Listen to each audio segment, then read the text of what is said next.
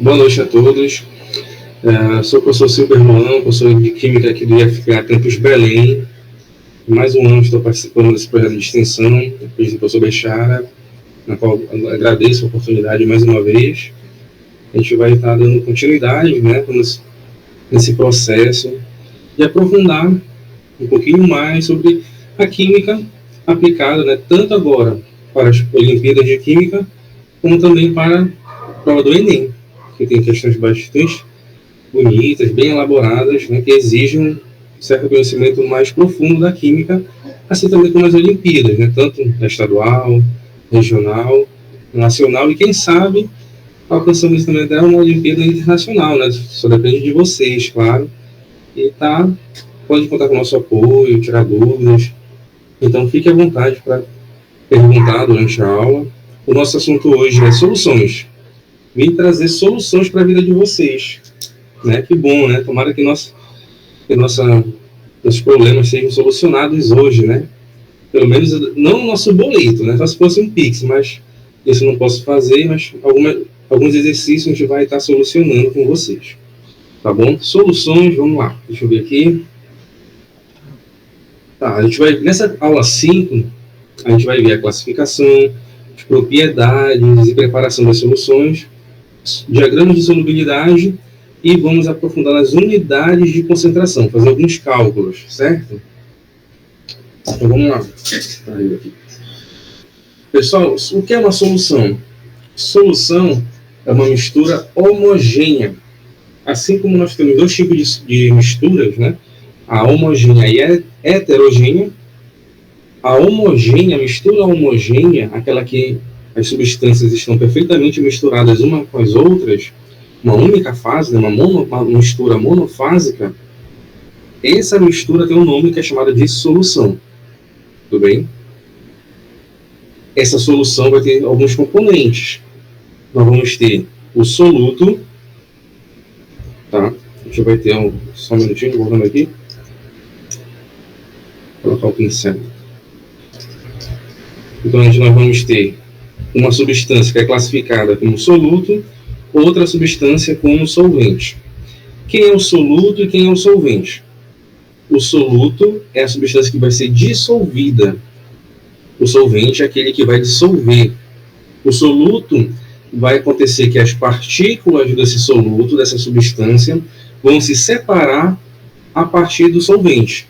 O solvente vai rodear as moléculas do soluto, formando o que nós chamamos de uma camada de solvatação. E, dessa forma, todo soluto vai ter as suas partículas, as suas moléculas, tá, separadas pelas moléculas do solvente. Tudo bem? Lembrando que uma solução é uma mistura homogênea. Tudo bem? Então, numa solução, se eu for analisar aqui a solução, esse soluto vai ficar distribuído de maneira uniforme por toda essa extensão do corpo aí, desse copo, né? Acho que no caso é um becker, representação de um aparelho, uma vidraria chamada de becker. Então, o soluto, aqui, dentro dessa solução, todas as partículas do soluto vai estar dispersa, vai estar separada dentro dessa solução, de maneira uniforme, de maneira igual por toda a extensão dessa solução. Tudo bem? Isso é uma mistura homogênea, que nós chamamos de solução. Dependendo da natureza do soluto, nós vamos ter classificação para essa solução. Nós podemos ter uma solução eletrolítica e solução não eletrolítica. Alguém saberia me informar o que é uma solução eletrolítica? Alguém consegue ligar o microfone? Pode também digitar aí, né? O que é uma solução eletrolítica? Perfeito. O Ramon, esse é o meu aluno lá do segundo ano aqui de Química Inorgânica, que eu estou lecionando. Maria Clara, todo nome eu vou reconhecendo. Depois vocês coloquem aqui, digitem aí na mensagem, qual é o campus que você faz parte. Já escreveram aqui o Cauê, Gabriela, Maria Clara, Ramon, boa noite a todos, né? Sejam bem-vindos. Desculpa, eu começo já, né? No 12, né, pessoal? Então, coloque depois aqui qual é o seu campus. Se você também é do IFPA ou se for da rede estadual de ensino, você também coloque o nome da sua escola e a cidade que você mora, tá bom? Então, aqui o Gabriel falou de maneira correta. A solução eletrolítica é aquela que conduz eletricidade. Uma solução não eletrolítica é aquela que não conduz eletricidade. Tá? Quais são os solutos que poderiam formar uma solução eletrolítica? Pode ser ácido, pode ser o quê? Bases, pode ser também o quê? Sal, os sais, né? Então essas substâncias que têm essa classificação química, com certeza vocês estão estudando em outras áreas, elas conduzem, elas formam uma solução eletrolítica, tudo bem? Porque eles formam íons. Na separação dessas partículas desse soluto vai acontecer para o ácido a ionização, ou seja, forma íons, positivo cátion, negativo ânion. As bases formam a dissociação iônica, vai separar os íons, né? O ácido é um composto covalente, né? Molecular, composto molecular formado por uma molécula de ligação covalente. Essa ligação quebra, produzindo ânion. Então ele sofre ionização. As bases é um composto iônico, tem íons, mas na sua forma sólida não conduz corrente elétrica. Quando ela entra em contato com a água, né, nesse caso com a água, que é o nosso solvente universal, ele vai formar uma solução eletrolítica. O sal também, né? O sal tem íons, é um composto iônico, mas ele não conduz corrente elétrica no estado sólido. Aí ele em contato com a água, que é o solvente, ele vai separar os íons, que é o famoso dissociação iônica, a separação dos íons. Combinado assim? Bom, foi interessante também falar essa questão, porque às vezes cai lá na frente, a gente vai fazer cálculos de concentração. Aí, uma solução que é mais concentrada, se ela for eletrolítica, ela vai conduzir melhor a eletricidade, tá bom? Então, por isso que eu estou linkando essas informações com vocês. Beleza? Próxima classificação aqui, que é importante, é quanto o estado de agregação dessa solução. Existem soluções sólidas, soluções líquidas e soluções gasosas. A gente vai estudar mais qual? Praticamente todo o nossa aula de hoje, né? O que mais cai mesmo é a solução líquidas. Soluções líquidas é a nossa chave principal dos nossos estudos aqui da química, né, de físico-química. As soluções sólidas estão presentes na nossa vida, né, como o ouro, 18 quilates, né, bronze, latão, aço, são ligas metálicas, que nós chamamos. Alguém sabe me dizer o que é o ouro, 18 quilates? Não vão dizer que são 18 cachorros que... né? A minha filha está escutando aqui a aula, ela está achando graça. Essas piadas, né? Olha, estão colocando a carinha que foi engraçado, tá vendo? Então, 18 quilates é um ouro que tem 75% ouro, 25% de prata e cobre. Ele é uma liga. Dependendo da composição química, ele forma uma liga diferente. Tudo bem? Também existem soluções gasosas. Tá? As soluções gasosas é quando as substâncias estão dissolvidas, em que o componente que vai ser o solvente é gasoso, está no estado gasoso. O soluto pode ser tanto outros gases, como também até partículas, né? Material particulado, que está disperso, né, dentro aqui dessa solução gasosa. Tudo bem? Bom, um tópico importante para vocês saberem é justamente... Só um segundinho aqui. Tá. Então, seria o coeficiente de solubilidade. Tá? Quando você vai preparar um suco, ou um café, um simples cafezinho, você às vezes vai colocar o seu açúcar, né? Graças a Deus eu cortei o açúcar.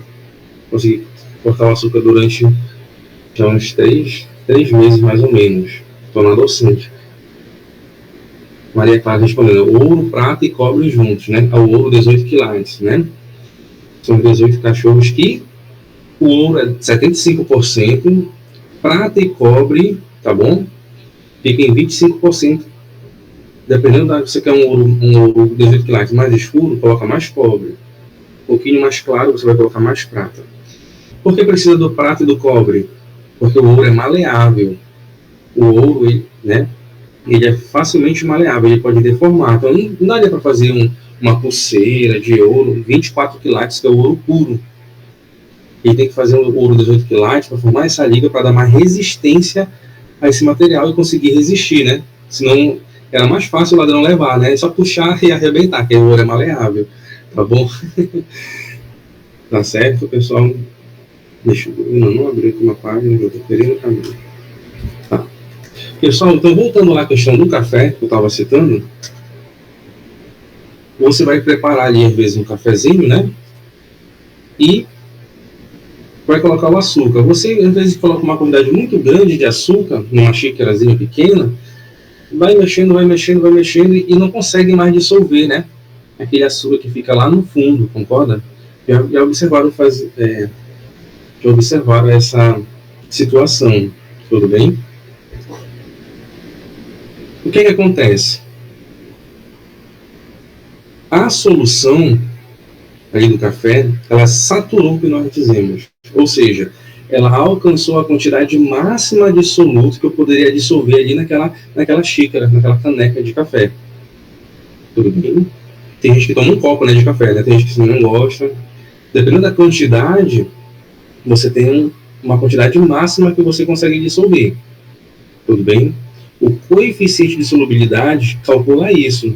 Qual é a quantidade máxima do soluto que eu consigo dissolver em uma quantidade de solvente padrão? E a quantidade de solvente pode ser 100 gramas de água, 1000 gramas de água, 1 litro de água. Vai depender de cada contexto, tá bom? Isso também, esse coeficiente de solubilidade vai depender da temperatura e também vai depender da pressão. A temperatura e a pressão tem que estar determinada, tem que estar fixa ali, porque se variar a temperatura e se variar a pressão, tá certo? Muda o coeficiente de solubilidade. Quer ver? Vocês acho que já observaram isso quando você, não sei se vocês sabem cozinhar, ou mãe de vocês estão lá no fogo, no fogão, fazendo ali a comida, vai preparar para um macarrão ou um arroz, né? Coloca ali, tá fervendo a água, olha, muito. A água está fria ainda, bota a água na panela e bota o sal. Ou pode botar o açúcar, se for o café, no caso. Bota o soluto, né? Pode ser o sal ou a água.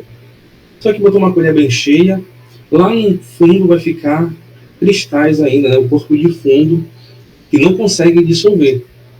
Aí, quando está a panela vai ficar no fogo, né? Essa água vai aquecer. Com o passar do tempo, você vai olhar lá, aquele corpo de fundo que estava lá embaixo na panela, sumiu. Por que isso aconteceu? Como a temperatura aumentou, o coeficiente de solubilidade também aumentou. Logo, eu consigo dissolver maior quantidade de soluto. Tudo bem? Então, ela varia, esse coeficiente vai variar com a temperatura e também vai variar com a pressão. Desse conceito, nós temos 3 classificações. Solução insaturada, solução saturada e solução supersaturada. A solução insaturada é quando a quantidade do soluto está abaixo da quantidade máxima que eu consigo dissolver. Uma solução saturada, né, quando você olha, eu estou cansado já desse, né, aquela mensagem chata que você recebe, você está saturado, ou seja, já chegou no ápice. Não consigo mais dissolver aquela quantidade de soluto mais. Tudo bem? Se você colocar uma quantidade acima do ponto de saturação, esse excedente ele vai precipitar, vai formar um corpo de fundo. Tudo bem? Agora, existem situações que você pode colocar uma quantidade acima do coeficiente de solubilidade, mas por conta da temperatura, por conta da pressão, você pode conseguir forçar a solubilização desse excedente. Então, se você colocar uma quantidade acima do que era necessário, você vai formar uma solução super saturada. Só que qual é o problema? Essa solução super saturada, Não está pegando aqui. Não está pegando a borracha. Deixa eu só apagar aqui rapidinho. Tá? A supersaturada, então, pessoal, ela é instável. Tudo bem? Ela é instável. Qualquer probleminha que aconteça na solução vai precipitar aquele excedente. Tudo bem? Aqui nós temos esse gráfico que mostra, nós temos o ponto de saturação, aquela quantidade precisa, exata, que eu consigo dissolver do soluto. Tá? Abaixo desse ponto, vou formar o quê? Solução insaturada. Tudo bem? Insaturada. Acima desse ponto, vai formar o quê? Solução supersaturada. Que elas são instáveis. Eu acho que tem um desenhozinho aqui, olha. Como é que eu poderia saber se uma solução está saturada, insaturada ou supersaturada? Eu pego aqui a minha solução, que eu estou querendo analisar.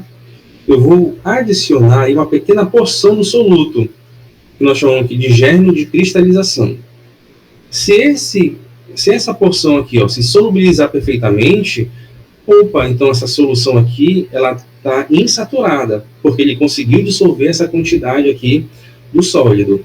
Então ela estaria o quê? Se conseguir dissolver, então ela está insaturada. Se ela não dissolver essa quantidade que eu coloquei, então, opa, essa solução está saturada, ela não conseguiu dissolver mais esse excedente. Tudo bem? Se porventura produzir mais cristais do que eu adicionei, quer dizer que aquela solução está super saturada, porque qualquer perturbação ali vai cristalizar aquele excedente da solução super saturada. Tudo bem, pessoal? Entendeu esse raciocínio? Esse esquema aqui pode até ser uma questão, né? Uma questãozinha para você raciocinar, que é bem interessante. Como é que você iria determinar se a solução é saturada, insaturada ou super saturada? Você pode montar aqui curva de solubilidade, tá? Que é justamente o coeficiente de solubilidade em função da temperatura. Como eu falei para vocês, variando a temperatura, você vai variar, tá, o coeficiente de solubilidade. Tudo bem? Existe, né, curvas de solubilidade endotérmicas e exotérmicas. Endotérmicas é quando você aumenta a temperatura, aumenta o coeficiente de solubilidade. Exotérmica já é o oposto, você diminui a temperatura daquela solução, vai aumentar a solubilidade dele, quando diminui a temperatura. Tudo bem? Então tem duas situações. Nesse gráfico aqui, você aumenta a temperatura, aumenta o coeficiente de solubilidade. Tá bom? Pessoal, já dando um spoiler para vocês, né? A gente vai fazer um cálculo, é regra de 3, bem simples.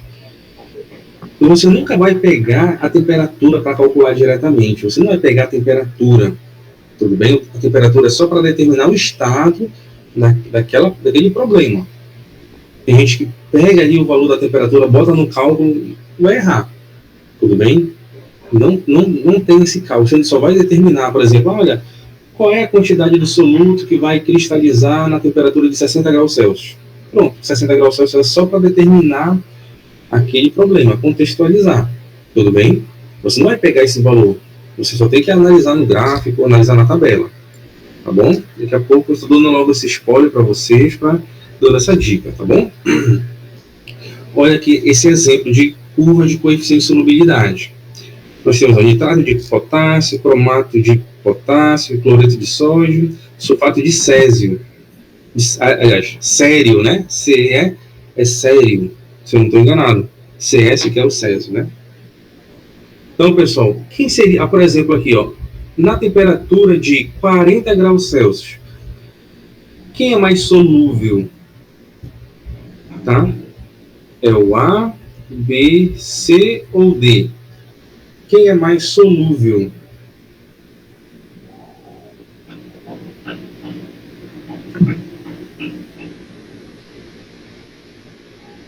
Deixa eu voltar aqui, se alguém está escrevendo.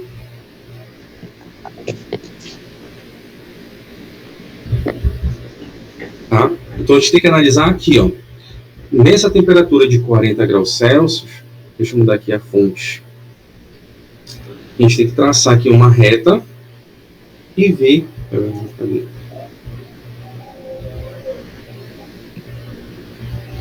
Quem tem maior solubilidade aqui vai ser, ó, a solução nitrato de potássio, que eu chamei de A. Então você vai ter que analisar a curva que está mais para cima, aquela que vai solubilizar mais soluto. Como é que a gente iria analisar aqui, ó? Em torno aqui de 95, né? Aqui pelo gráfico. 95 o quê? Gramas do soluto em cada 100 gramas de água. Ele que consegue dissolver mais, né? O D, vê que a curva está abaixando, né, pessoal? A solubilidade dele é o quê? Exotérmica.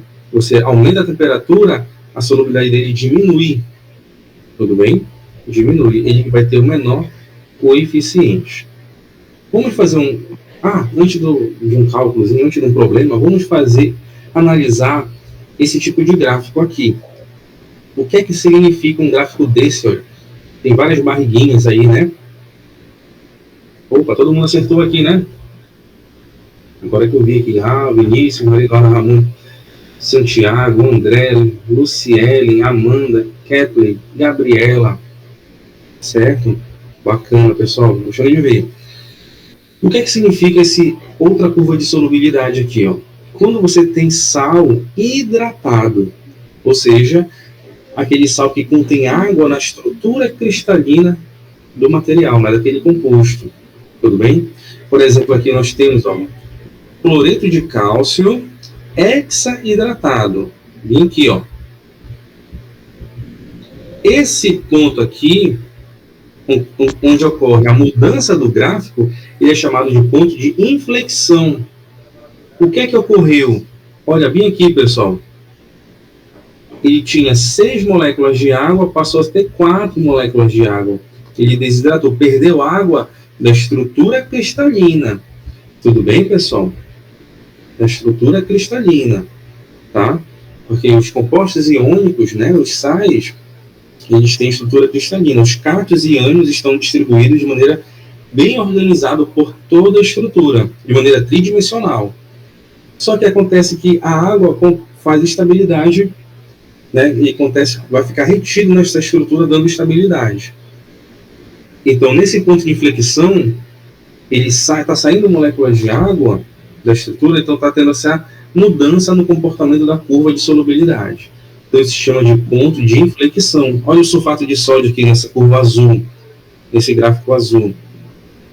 Vem aqui. E tem 10 moléculas de água. Se ele perder todas as moléculas de água, ocorre essa ruptura, essa mudança aqui na curva. Tudo bem? Isso é chamado ponto de inflexão. O que é que significa? Que desidratou, perdeu moléculas de água da estrutura cristalina. Ok, pessoal? Aqui nós temos outros gráficos.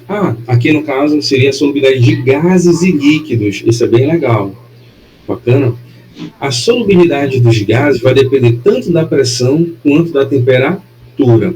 Nesse primeiro gráfico da esquerda, você tem aqui a solubilidade em função da temperatura. Gás oxigênio, gás nitrogênio. O que é que está acontecendo com essas curvas com o aumento da temperatura? A solubilidade está diminuindo. Tudo bem, pessoal? Está diminuindo. Tá? Ou seja, quando você aumenta a temperatura, o gás ele sai da água, ele sai ali do solvente. Tudo bem? Por isso que o refrigerante, né, quando ele esquenta, você vai tomar, ele está sem gás. Por que está sem gás? Porque ele aumentou a temperatura, o gás diminui a sua solubilidade, então ele começa a sair do refrigerante. Você vai tomar, está esquisito o gosto, está sem gás. Correto?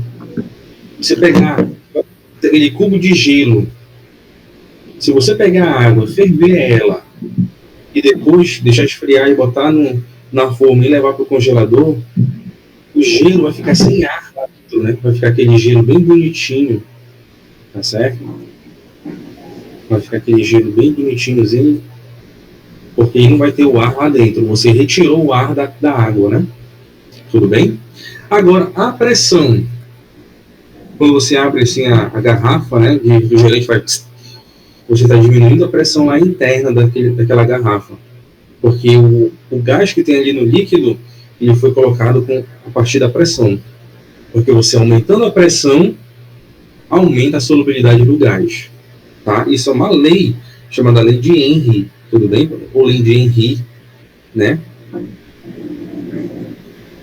Lei de Henry. Eu acho que escreve assim. Tinha aquele jogador da França, né? Nunca esqueci. Eu acho que escreve assim. Lei de Henry ou Henry. Tudo bem, pessoal?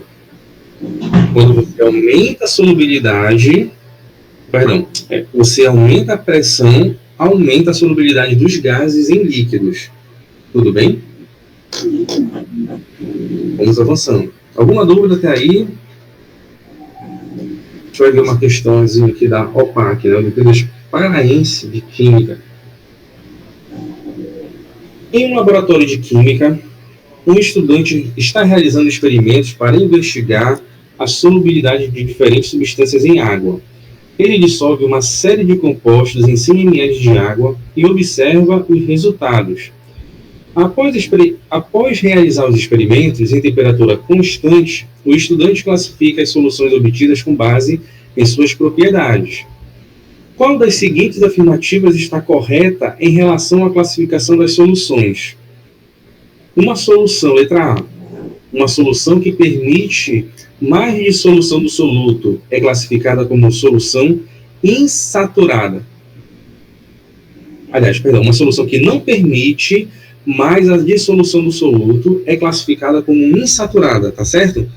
Não, na verdade, se ela está insaturada, eu consigo dissolver ainda um pouquinho mais, né, do soluto. Então tá errado aí. Essa seria a saturada, que não consegue mais dissolver mais ninguém, né? Letra B. Uma solução que contém quantidade maior do soluto dissolvido do que a quantidade máxima possível é classificada como solução saturada. Ela contém uma quantidade maior do soluto. Não, né? Essa seria super saturada. Letra C. Uma solução estável que contém quantidade maior do soluto dissolvido do que a quantidade máxima possível é classificada como solução super saturada. É isso, pessoal? Então, a letra C. Show? A gente vai avançar. Vocês podem dar uma olhada depois e tentar verificar, achar o erro da letra D e da letra E. Tá bom? Vamos avançando um pouquinho. Ainda tem bastante coisa. Mais uma questão aqui dentro desse contexto. Uma solução saturada de cloreto de amônio foi preparada a 80 graus Celsius utilizando 200 gramas de água. Posteriormente, essa solução sofre um Tomei um susto, que foi isso? Posteriormente, Oi? Estão me falando? Tá ligado o seu microfone? Tá, obrigado. Porque meu fone aqui, não estou escutando bem, que está dando uma interferência. Posteriormente, depois faz um meme aí, pessoal, quando você está gravando. Posteriormente, essa solução sofre um resfriamento sob agitação até atingir 40 graus Celsius. Dá um ponto aqui, pessoal, bora entender a questão, né? Ele pegou uma solução saturada, olha essa palavra, a gente tem que saber o conceito. Saturada, então quer dizer que ele já dissolveu a quantidade total de soluto que ele poderia dissolver. Numa temperatura de 80 graus Celsius. Utilizou 200 gramas de água. Depois, essa solução foi resfriada até 40 graus Celsius. Aí pergunta, determine a massa de sal depositada desse processo. Aí a solubilidade desse sal varia de acordo com esse gráfico aqui. Ó. Então, 80 graus Celsius, que está aqui no gráfico, né, a temperatura no eixo da abscissa, na horizontal, né, pessoal? Ele dissolve quanto? 60 gramas, a gente tem que ler a legenda. 60 gramas do soluto em cada 100 gramas de água. Vê que, chegando em 40 graus Celsius, a solubilidade diminuiu. Tá quanto? A solubilidade diminuiu. Ele foi para 40. Então, vamos fazer o cálculo para determinar quanto é que foi depositado, quanto foi que precipitou desse composto aí. Tudo bem? Então, primeiro passo, vamos pegar aqui na temperatura de 80 graus Celsius. A solubilidade dele é quanto? 60 gramas do soluto em 100 gramas de água, que é o solvente. Tudo bem, pessoal? Aí vem a pergunta agora, olha, qual é a quantidade do soluto X que eu consigo dissolver em 200 gramas de água, que ele falou lá no texto, ó. Ele utilizou 200 gramas de água. Então, concorda comigo que daqui para cá é o dobro? Você também, o máximo que pode fazer, então, aqui é o dobro também, correto? Regra de 3, você pode multiplicar cruzado, tá bom? O pessoal vai calcular. O valor vai dar 120 gramas do soluto que estava presente ali na solução. Tudo bem? Porque ele falou que a solução está saturada. Essa foi a palavrinha-chave dessa questão. Agora, em 40 graus Celsius, a solubilidade é quanto? Lá no gráfico. 40 gramas do soluto em 100 gramas de água. Porque eu sei que é 100 gramas, pessoal. Aqui na legenda, olha, você tem que ler a legenda. Tá vendo aqui? 100 gramas do soluto barra 100 gramas de água. Ok? Aí vem a pergunta agora, ó. Cadê o mouse? Aqui. Qual é a quantidade do soluto que eu consigo dissolver no máximo em 200 gramas de água? Correto? Aqui vê que daqui para cá é o dobro, logo do outro lado também é o dobro. 40 vezes 2 vai dar 80 gramas máximo do soluto que eu posso dissolver. Como eu tenho no início 120 e agora só vai conseguir dissolver 80, quanto é que vai precipitar, pessoal? Quanto é que vai cristalizar no corpo de fundo? O excedente. Tudo bem, sem problema. Isso aí, chiado. Vai ser quanto? É só subtrair. Concorda comigo? Se eu tenho 120 no início. E essa quantidade de soluto continua presente na solução. Não vai mudar isso, tá, pessoal? Não vai mudar isso daí. Deixa eu mudar. Deixa eu mudar aqui a cor. A quantidade do soluto está lá presente, hein? E não vai evaporar, não vai sumir, tá bom? E estava saturada. Tudo bem? A gente não conseguia ver, mas à medida que vai diminuindo a temperatura, lá no fundo, olha, vai criando o corpo de fundo. E a quantidade foi quanta? Eu pego 120 menos 80, vai dar quanto? 40 gramas. A quantidade máxima, tá, do soluto. Aliás, 40 gramas vai ser a quantidade que vai ser precipitada. Beleza? Avançando aqui um pouquinho. Mais uma questão. Essa é bem interessante, pessoal. Um estudante pretende separar os componentes de uma amostra contendo 3 sais de chumbo 2, nitrato de chumbo, sulfato de chumbo e iodeto de chumbo. Todo o chumbo é mais 2, tá, pessoal? A carga do chumbo aí. Após analisar a tabela de solubilidade abaixo, ele propôs o seguinte procedimento. Bora ver aqui, olhando a tabela. O iodeto de chumbo, em solução em água fria, é insolúvel, em água quente, é solúvel. O nitrato de chumbo é solúvel tanto em frio quanto em quente. E o sulfato de chumbo é insolúvel nos dois. Olha o que o cara quer fazer, o estudante.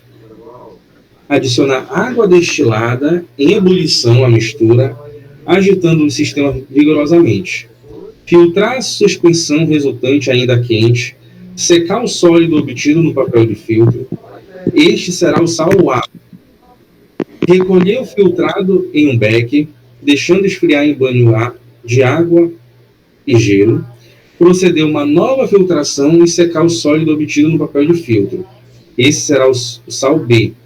Aquecer o segundo filtrado até a evaporação completa da água. O sólido resultante será o sal C. Aí ele quer saber, identifique os sais A, B e C. Quem é o sal A? É o iodeto, é o nitrato, é o sulfato? Vamos analisar aqui, né? Muito legal essa questão. Então, o primeiro passo que ele fez foi o quê? Colocar a água destilada em ebulição, estava fervendo, ou seja, então é água quente. Lembrando que ele tem as 3 misturas, tá bom, pessoal? Ele tem lá, ó, na mistura, tem as 3 substâncias, A, B e C. Quando ele adicionar a água quente, Na água quente, ele vai solubilizar quem? Olha aqui a tabela. O iodeto e o nitrato. Quem não vai solubilizar? O sulfato de chumbo. Como ele falou aqui, esse vai ser o sal A, que vai ficar filtrado. Então, o sal A é o sulfato de chumbo. Só vou colocar aqui, sulfato de chumbo. Tudo bem? Aí ele vai, então, já foi o A. Vai ficar o B e o C. O que é que ele vai fazer?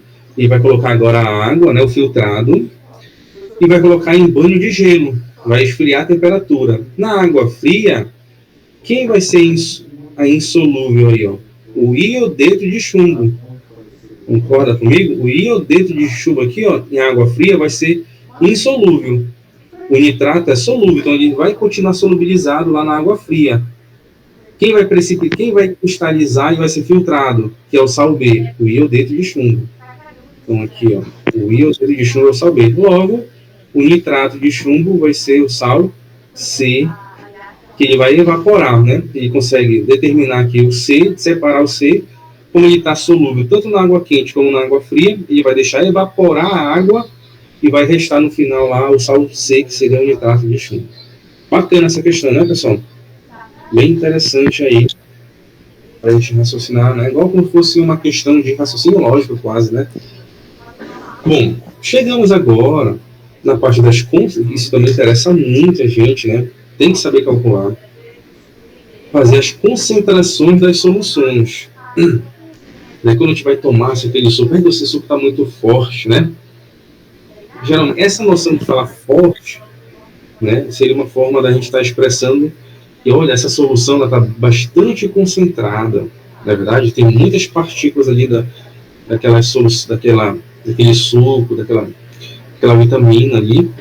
Então, a concentração, ela é uma expressão do quê? A quantidade do soluto presente em uma determinada quantidade da solução.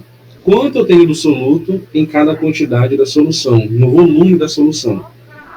Nós temos vários tipos de concentração, que a gente vai ver agora.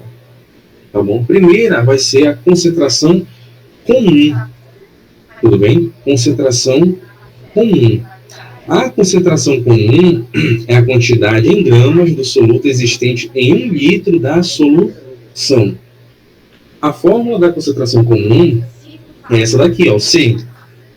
É a massa do soluto dividido pelo volume da solução em litros. Só um detalhe, pessoal, quando eu colocar no número 1 na fórmula, ele indica o soluto. Daqui para frente vai ser soluto, tá bom? Quando eu colocar no número 2, ele indica o solvente. E quando não tiver número, vai ser a solução como um todo, total, a solução. Então, a concentração comum é a massa do soluto dividido pelo volume da solução em litros. Não é isso? A unidade vai ficar grama por litro. Tudo bem, pessoal? Grama por litro. Show. Pessoal, não confunda a concentração comum com densidade da solução. O que é a densidade? A densidade da solução vai ser quem? A massa da solução dividido pelo volume da solução. Concentração comum é a massa do soluto dividido pelo volume da solução em litros.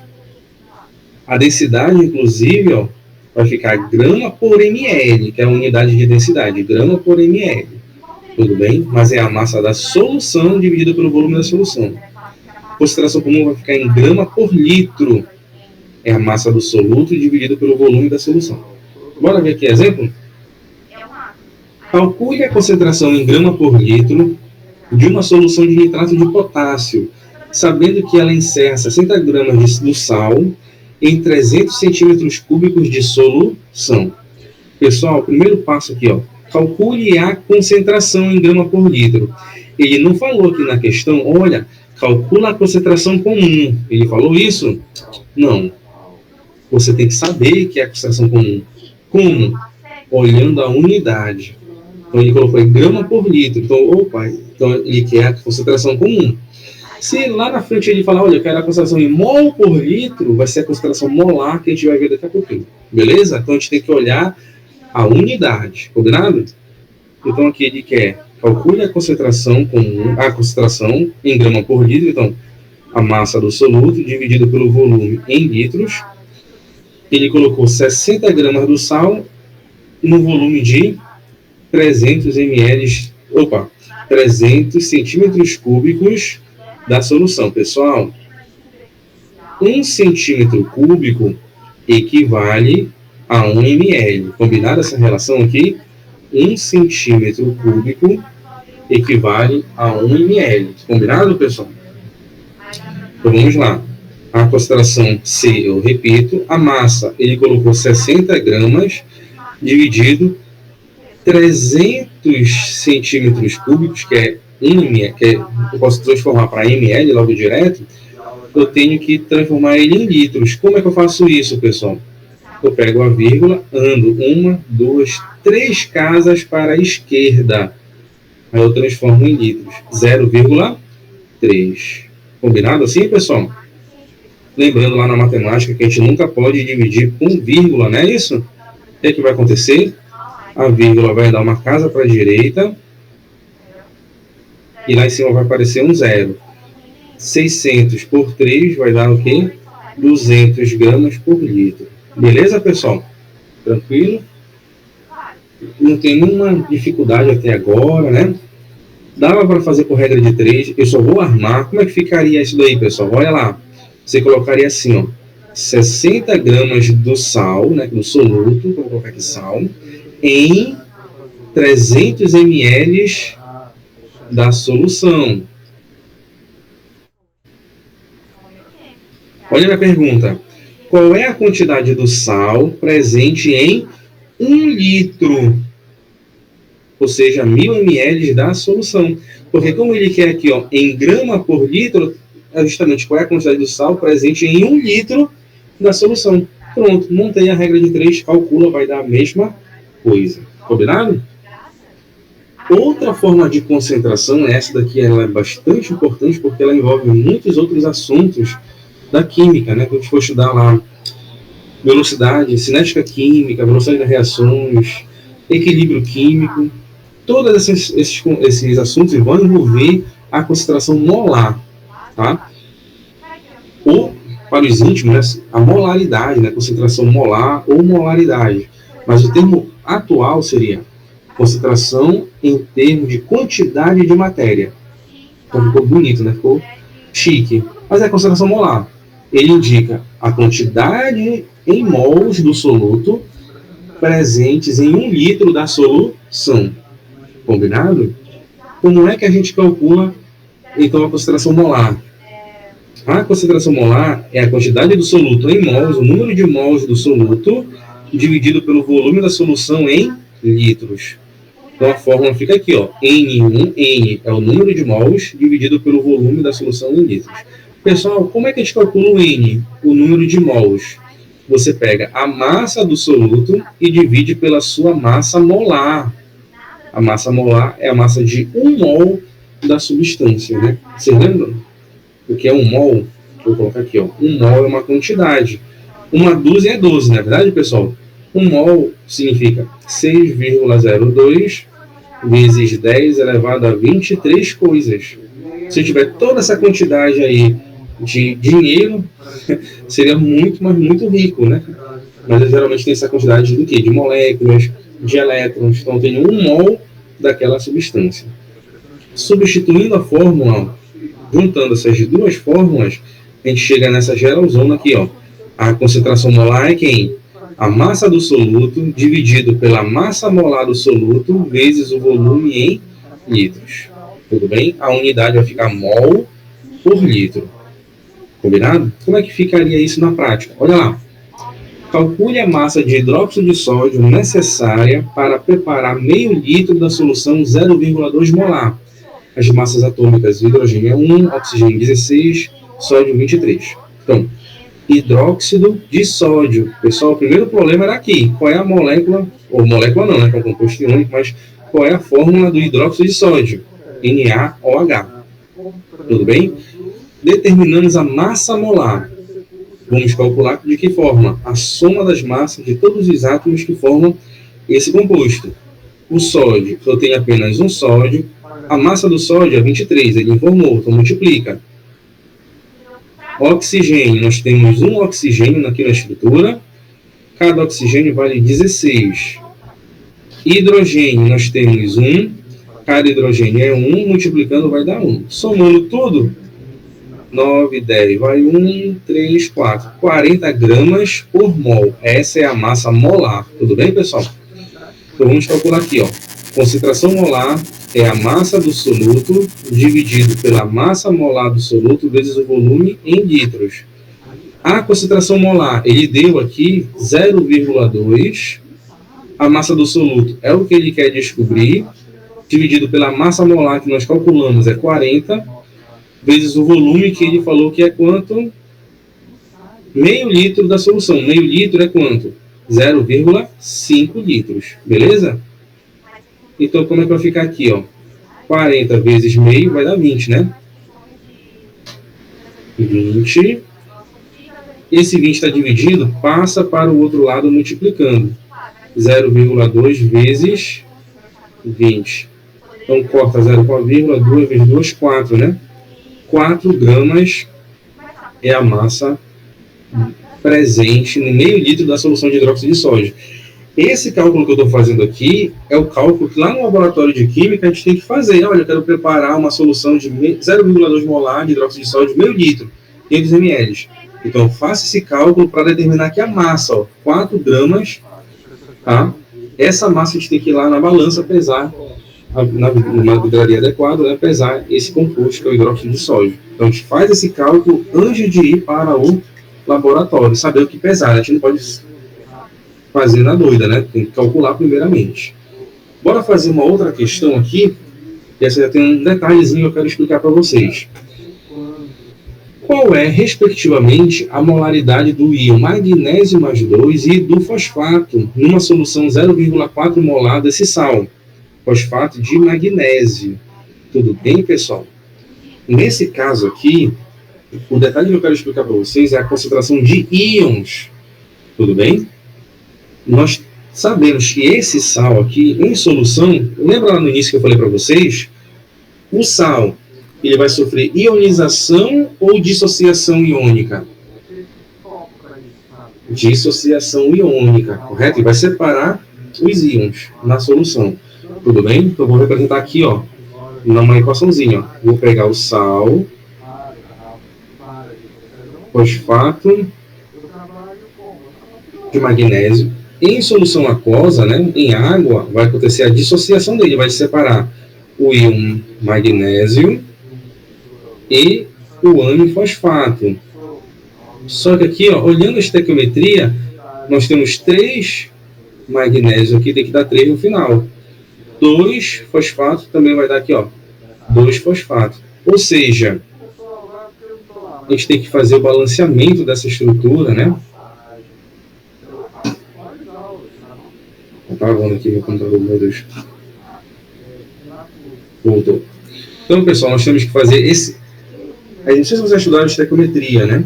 Mas, ó, 1 mol do sal vai produzir aqui, ó, 3 mols de magnésio mais 2, 2 mols de fosfato. Então, a concentração aqui do sal, para determinar que a concentração do sal é 0,4 molar, para determinar a concentração aqui do magnésio, vai ser o quê? O triplo. Concorda comigo? É só multiplicar por 3, ó. 0,4 vezes 3 vai dar 1,2. Porque aqui está 1 mol, a gente pode fazer uma regra de 3, ó. 1 mol vai gerar 2 mols de magnésio mais 2. 0,4 vai produzir quanto? X. É só para você multiplicar, vai dar 1, eu fiz 1, perdão, aqui é 3, né? Peço perdão, que no lugar do 2 é 3. Tá bom?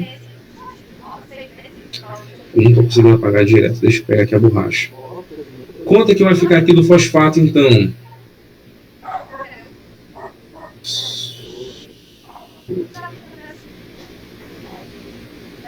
Aqui do fosfato. Se aqui está um índice 2, é só pegar a concentração do sal e multiplicar por 2. Vai dar 0,8. Tudo bem, pessoal? Nesse caso aqui, a letra E. Tudo bem?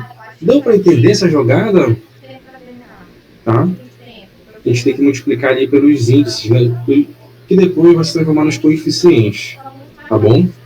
Ah, você não sei fazer essa reação aqui, ó. Eu tenho dificuldade nessa reação. Então você pode pegar logo direto aqui o índice, ó. Número 3 do magnésio e aqui o número 2 do fosfato, saber multiplica logo direto por esses índices. Tá bom?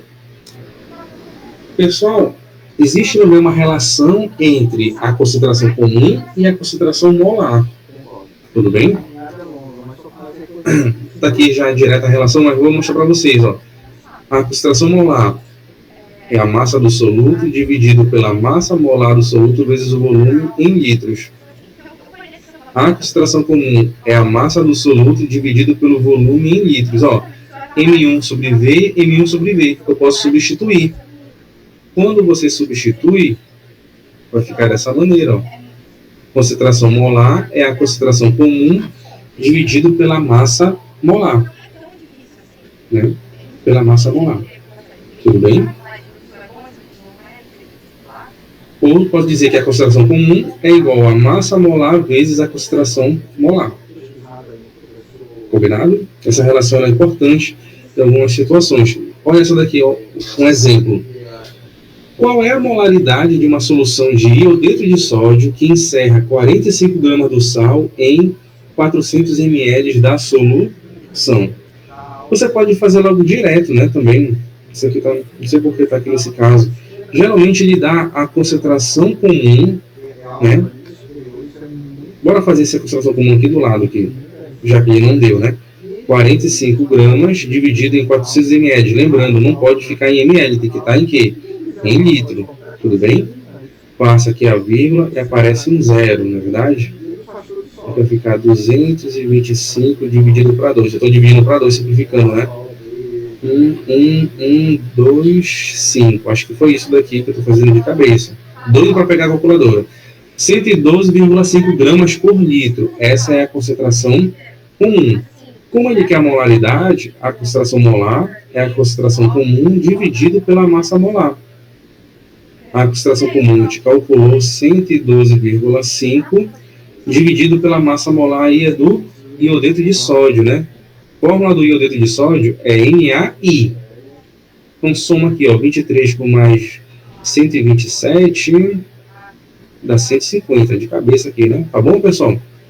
Então, existem questões mais bonitinhas do que essa, que ele dá a concentração comum, mas ele lá no cálculo está em concentração molar. Tá entendendo a jogada? Então a gente tem que inverter. Como é que a gente vai converter isso daqui, ó? Por essa relação entre concentração comum e molaridade. Bacana? Deixa eu avançar, porque está chegando já terminando nosso primeiro tempo, né? Do jogo, da partida. Pessoal, título ou fração molar. Tudo bem? O título, ele expressa a quantidade do soluto, tá, presente na quantidade da solução. Tudo bem? Geralmente não cai assim o título, cai em formato de porcentagem. O título, que é a letra grega aqui, tal, né? Então é a massa do soluto dividido pela massa da solução. Quem é a massa da solução? É a massa do soluto mais a massa do solvente. Tudo bem, pessoal? A massa total é o soluto mais o solvente. Isso vai dar o título. Só que geralmente não cai assim, cai em porcentagem. Como é que você faz? Pega o título e multiplica esse valor por 100. Você vai gerar uma porcentagem, que eu acho mais fácil, a porcentagem. Tudo bem? Se você tem uma solução lá que ele fala assim, por exemplo, olha, aqui é 40% em massa, tudo bem? PP, ou seja, peso, né? Em massa. O que é que significa 40%? Ó, 40% é 40 gramas do soluto em 100 gramas da solução. Ficou claro isso, pessoal? 40 gramas do soluto em 100 gramas da solução. Porcentagem. Aqui embaixo você pode colocar, ó, qual é a massa que eu vou botar para um determinado volume. Regra de 3, dependendo da questão. Bora ver aqui um exemplo para ilustrar isso. Ó. Uma solução contém 8 gramas de cloreto de sódio e 42 gramas de água. Qual é o título em massa da solução? E seu título percentual. Então, vamos calcular os dois. Então, quem é o título? É a massa do soluto dividido pela massa da solução. Quem é a massa da solução? É a massa do soluto mais a massa do solvente.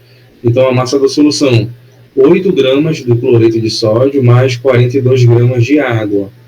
Então, aqui vai dar quanto? 50 gramas. Tudo bem, pessoal? A massa da solução. Então, aqui o título. Massa do soluto é 8 gramas dividido pela massa da solução, 50. 8 dividido para 50 não dá, coloca 0 e parece 0 e vírgula, que vai dar 1, né? Sobra 3, 30, na realidade coloca 0, aqui vai dar 6, não é isso? 0,16 é o título. O título percentual é só pegar o título e multiplicar por 100. Tudo bem, pessoal? Então, 0,16 vezes 100 vai dar o quê? 16% direto, tá bom? 16%.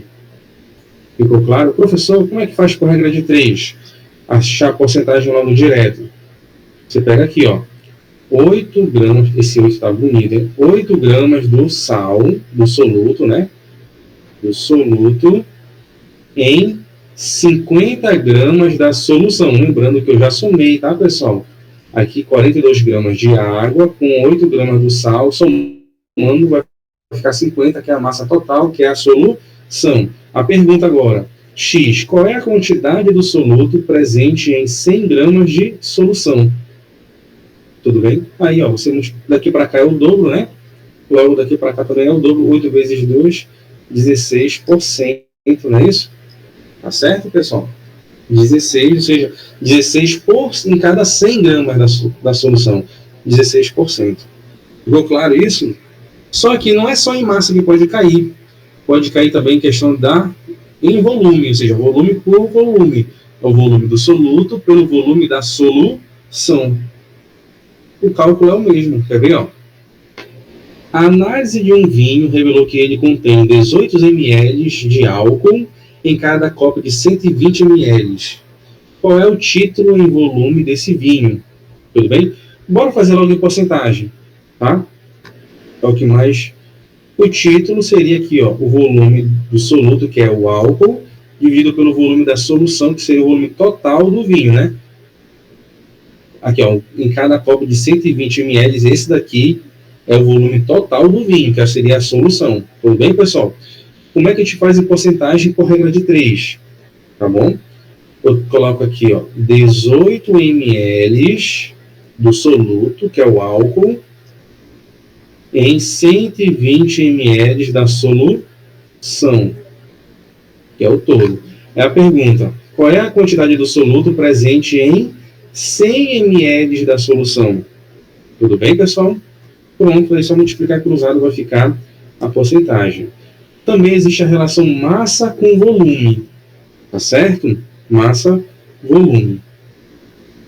Só que lembrando aqui, pessoal, se você quer fazer por regra de 3, a massa tem que estar em gramas e o volume vai ter que estar em ml. Se você fizer isso bonitinho, converter em grama em ml, vai dar ok, vai dar certinho, tá bom?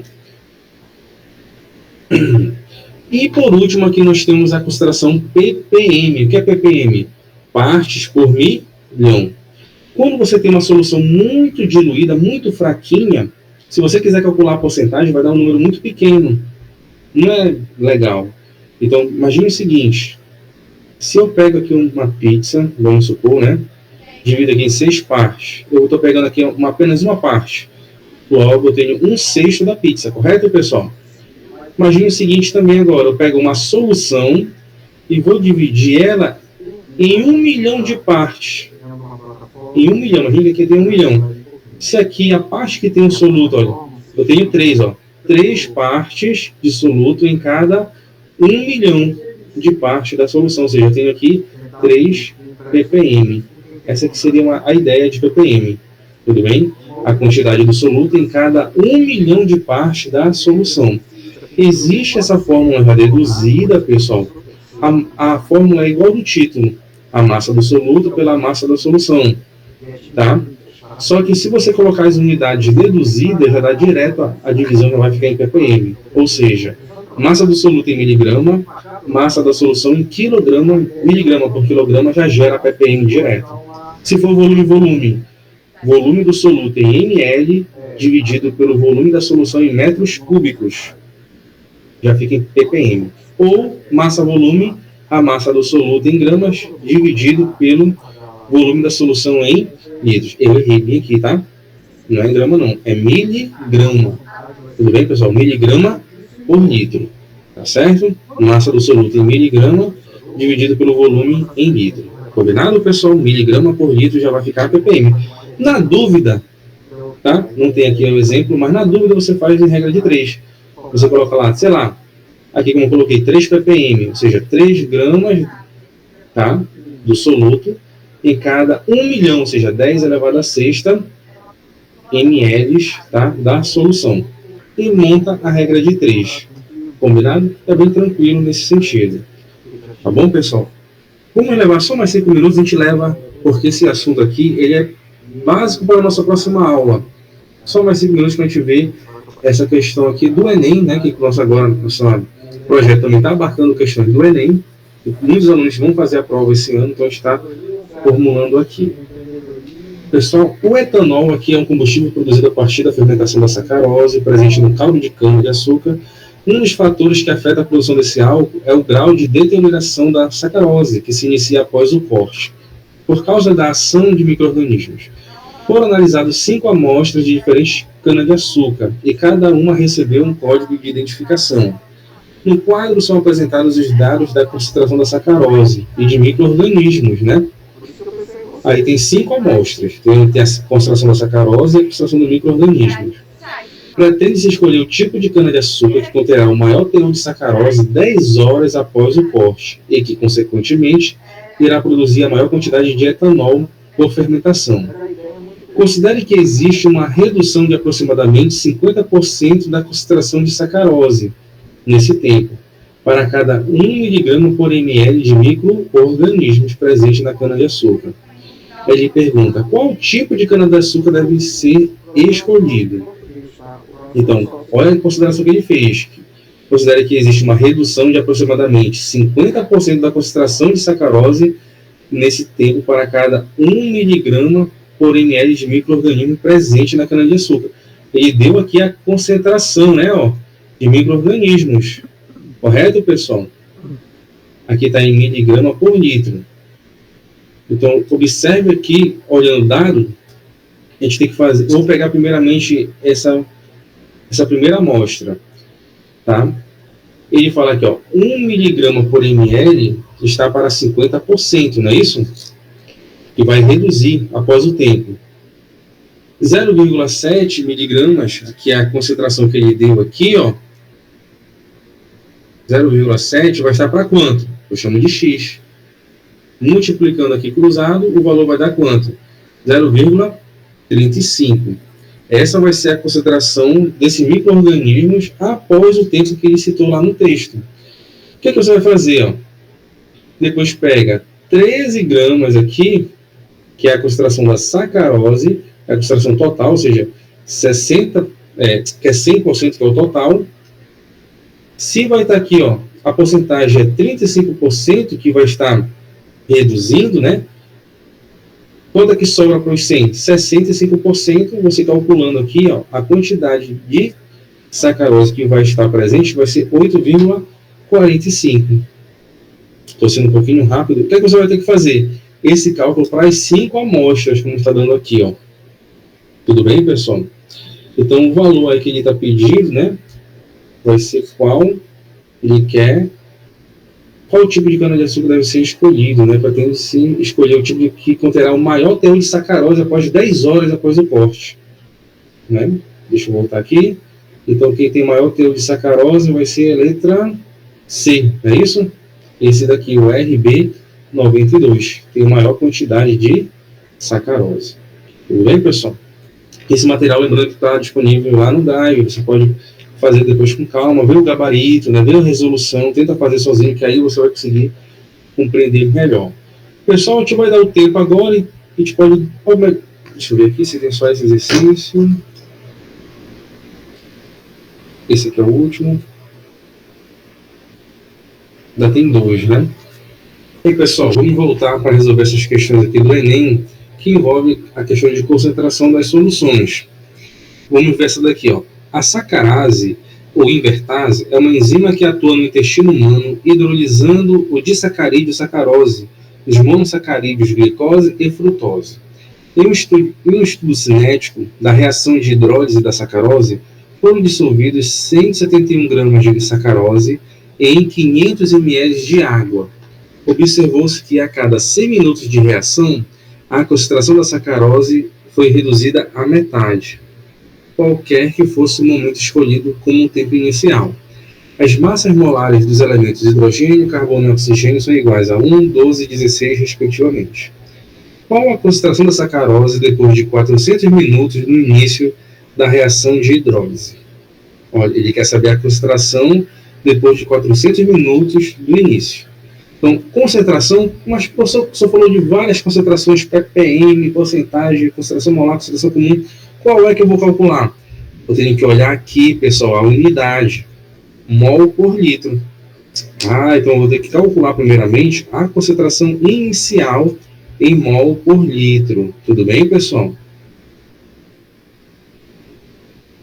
Então, a concentração molar é a massa do soluto dividido pela massa molar do soluto vezes o volume em litros. Ele falou que a massa, ele colocou 171 gramas, dividido pela massa molar. Eita, eu tenho que fazer aqui a massa molar da sacarose, que é C12H22O11. Eu tenho 12 carbonos, cada carbono é 12. 144 multiplicando. Hidrogênio eu tenho 22, cada hidrogênio é 1, 22. Oxigênio eu tenho 11, cada oxigênio é 16, multiplicando aí vai dar quanto, pessoal? 176, não é isso?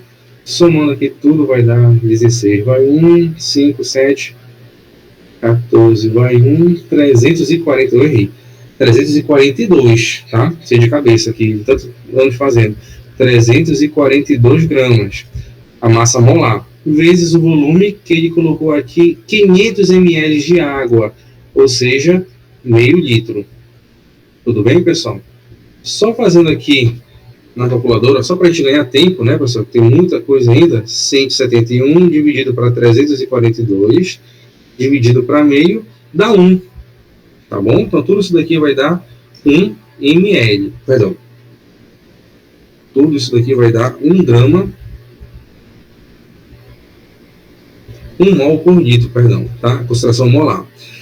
Ele informou aqui no texto que a cada... Cadê? A cada 100 minutos da reação, a concentração vai ser reduzida pela metade. Então, no início, é 1 mol por litro. Passando, então, 100 minutos, a massa vai ficar reduzida pela metade. A metade de 1 vai dar meio mol por litro. Passando mais 100 minutos, vai reduzir pela metade, então vai ficar 0,25. Passando mais 100 minutos, vai reduzir para quanto? 0,125. Não é isso, pessoal? E passando assim mais 100 minutos para contabilizar os 400 no total, não é isso? 100 mais 100 mais 100 mais 100 dá 400. Vai ficar 0,0625. Não é isso? Mol por litro. Colocando em notação científica, a vírgula anda 2 casas para a direita, fica 6,25 vezes 10 elevado a menos 2, né? Resposta aqui, letra B. Combinado, pessoal? Essa aqui é a linha de raciocínio. Esse cálculo aqui parece o tempo de meia-vida lá da radioatividade. Você vai ver que a quantidade da substância radioativa vai sempre se reduzindo, né, pelo tempo chamado tempo de meia-vida. É o tempo necessário para que a massa se reduza à metade. Tudo bem? Vamos fazer aqui agora essa questão do Enem. Diz assim, ó, o diesel é uma mistura de hidrocarbonetos que também apresenta enxofre em sua composição. Esse enxofre é um componente indesejável, pois o trióxido de enxofre é um dos grandes causadores da chuva ácida. Nos anos 80, não havia regulamentação e era utilizado óleo diesel com 13.000 ppm de enxofre. Em 2009, o diesel passou a ter 1.800 ppm de enxofre, que é o S1800, e em seguida foi inserido no mercado o diesel S500. Em 2012, foi difundido o diesel S50, com 50 ppm de enxofre em sua composição. Atualmente é produzido um diesel com teores de enxofre ainda menores. Aí ele pergunta, a substituição do diesel usado nos anos 80 por aquele difundido em 2012 permitiu uma redução percentual na remissão de enxofre de... Então, em 1880 era um diesel 13.000 ppm. Em 2012 foi o S50, ou seja, isso que significa, tá pessoal? S50, S é um enxofre, o símbolo do enxofre. 50 é 50 ppm. Tudo bem? Quanto foi que reduziu então? Só subtrair. 13.000 menos 50 vai ficar 12.950 ppm. Não é isso? Essa foi a redução. Então aqui agora a gente faz a porcentagem. 13.000 era 100%. 12.950 é quanto? A porcentagem. Então foi reduzido aqui aproximadamente 99,6%. 99,6% letra D de dado. Tudo bem? Essa foi bem tranquila, só tinha que ser... Não era o cálculo do ppm, né? Mas envolvia o conceito.